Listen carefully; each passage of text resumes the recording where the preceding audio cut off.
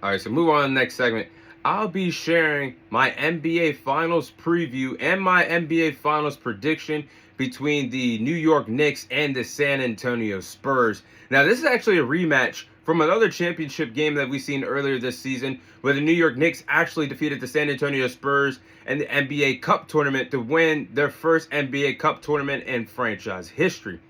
Months later, there's the same matchup that we're going to get in the NBA Finals, where everything matters, where this championship matters more than a regular season title. Now, I have some storylines before I get into my prediction. Storyline number one is, how bad do the New York Knicks want this NBA title? Can the New York Knicks take advantage of their rest?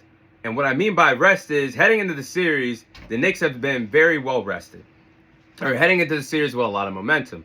They have won 11 games in a row, dating back to their Game 4 loss against the Atlanta Hawks all the way in the first round of the playoffs. They have won 11 in a row. They swept the Philadelphia 76ers in the second round. They swept the Cleveland Cavaliers in the Eastern Conference Finals. And now they're going to be well-rested playing a San Antonio Spurs team in the NBA Finals. And the Spurs, they've been through a lot of dangerous series. In the second round, when they matched up against the Minnesota Timberwolves, that was a dangerous team. And they got them out of there in 6, but that took a toll on them. Then you look at the Western Conference Finals the Spurs were just a part of. They were all the way to 7 with the former NBA champions, the Oklahoma City Thunder, as a new champion will be crowned this year. So the Knicks got to take advantage of being well-rested, competing against a San Antonio Spurs team that could be fatigued. We're going to see if they can take that advantage heading into the 7-game series. And I just touched up on it a little bit.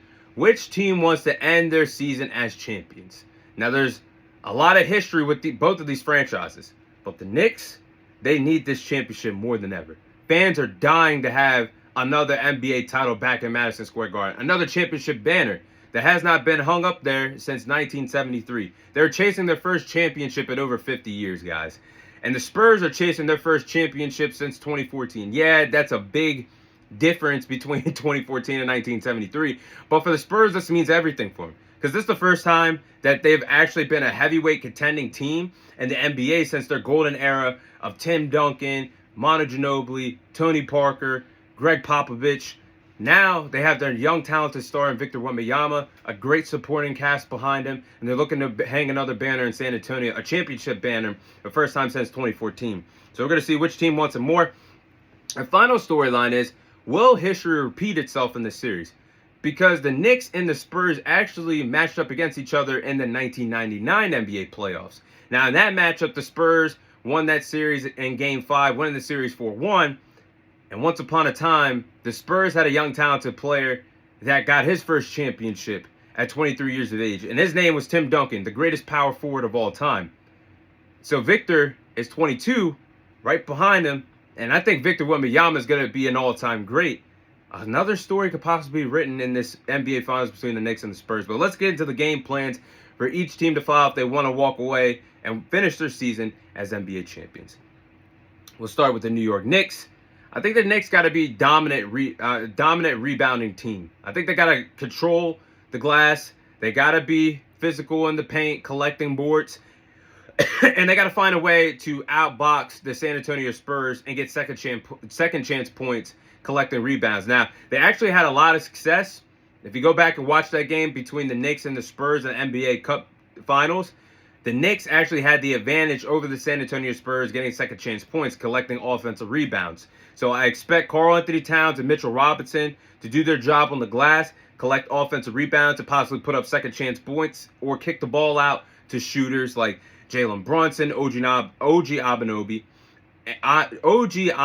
as I get tongue-tied, and Mikal Bridges to possibly do the job, or the other rotation players that's on the court. Next, I think the Knicks got to take over in the fourth quarter. The fourth quarter has actually been the New York Knicks' favorite quarter as of late, as I've been watching the team. They turn it up in the fourth quarter. And all quarters count, but they make the fourth quarter count. Like, they showed it several times in the regular season, and they showed it several times in the postseason that the fourth quarter actually matters to them. So they got to go on runs. They got to get the players got to get to their spots. They got to lock down defensively to steal away games against the San Antonio Spurs team in the 7-game series. And they can do that a lot in the fourth quarter. This is a team that is equipped to compete in the final quarter, lay it all on the line, do whatever it means necessary to escape with a win. And you actually seen that in the game one of the Eastern Conference Finals when they went on that crazy 18-1, 20-1 run against the Cleveland Cavaliers to help them win that game in overtime. So we know what the Knicks can do in the fourth quarter. Last but not least for the Knicks, Jalen Brunson has to show up to the party. We already know Jalen Brunson is actually one of the best players in the postseason already in the league. And the Knicks offensively as a team, they average 119 points per game in the postseason. So they got to allow Jalen Brunson to get to his spots, run the pick and roll game with the bigs, and attack the paint and possibly get fouled and draw contact for Jalen Brunson to get to the free throw line to get some charity points at the line. Now, game plans for the Spurs, I think the Spurs got to be physical. They got to have physical ball pressure defense all series long. No and ifs or doubts about it.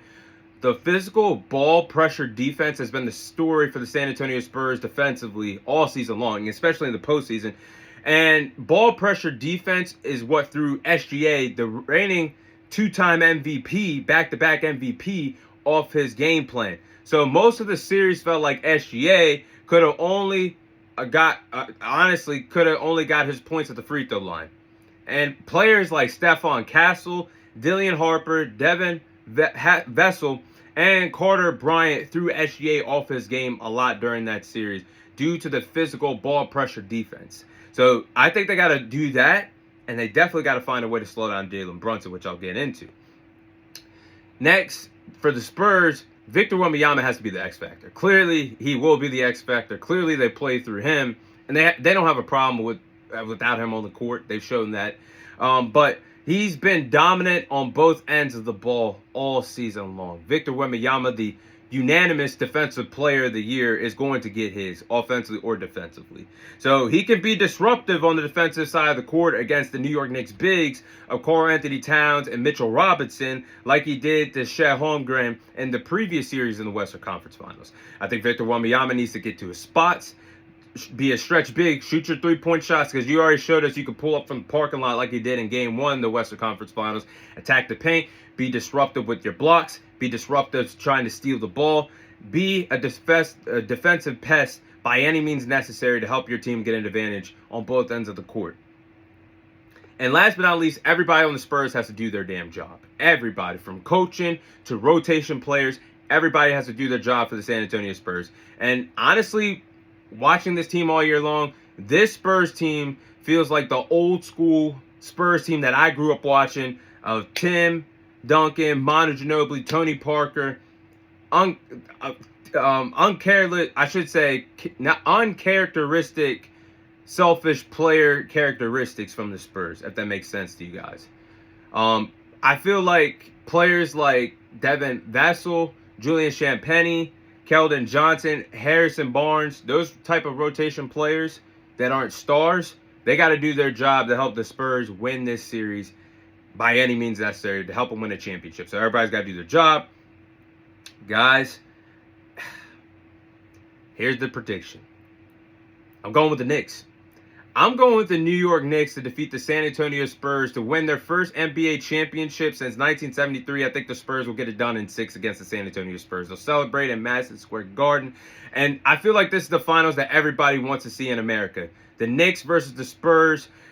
I think they're going to do it. Their first title since 1973. I believe that this series between the Knicks and the Spurs experience will finally be the downfall of the San Antonio Spurs in the postseason this year. They're playing a very experienced New York Knicks team that has been waiting to get here for a long time. They're very hot as a forest fire, riding a wave of momentum on an 11-game winning streak. They swept the Philadelphia 76ers in the second round. They swept the Cleveland Cavaliers in the Eastern Conference Finals. And the Knicks actually have the San Antonio Spurs number this year. They won 2 out of 3 matchups against them in head-to-head competition in the regular season. And I went back and watched all 3 of the games. Yeah, they defeated the Spurs to win the NBA Cup tournament this year. But the third and final game in Madison Square Garden, that game stood out to me the most. Because I went back and watched that game, and the Knicks won that game 114-89. That huge victory that the Knicks had in the Garden had me thinking the Knicks can cause a lot of issues against the San Antonio Spurs in this series. And yes, I know the Spurs have Victor Wembanyama. I know he's going to get his on the offensive side of the ball and the defensive side of the ball. The unanimous defensive player of the year. He's going to have a great series. But what if his supporting cast like De'Aaron Fox, Stephon Castle, Dillian Harper, and others struggle to help him as the Spurs try to chase another championship? I think the wing players of the New York Knicks are going to be very disruptive defensively in this series. OG Anunoby and Mikal Bridges, they're going to cause a lot of issues on the defensive side of the ball for the San Antonio Spurs, which will help the New York Knicks win 4 games in this series, and that's all you need. And I think the depth in the front court of Karl-Anthony Towns, OG Anunoby, and Mitchell Robinson patrolling the paint will throw the San Antonio Spurs off their rhythm offensively. And when Karl-Anthony Towns is not in foul trouble, he's going to be that stretch big to take Victor Wembanyama out of the paint area, because the way how Mike Brown has used him, he's used him as a player that can control the basketball like Nikola Jokic has all postseason long, I should say. But I don't see anybody slow down Jalen Brunson in the series. I just don't see it. And he's been averaging 26 points per game, 6 assists, 3 rebounds, shooting 52% from the field, and shooting 41% from three-point range. I just trust the New York Knicks, and I think they'll get it done in 6 against the San Antonio Spurs to win their first championship since the 1973 NBA Finals. But that is my finals prediction between the New York Knicks and the San Antonio Spurs.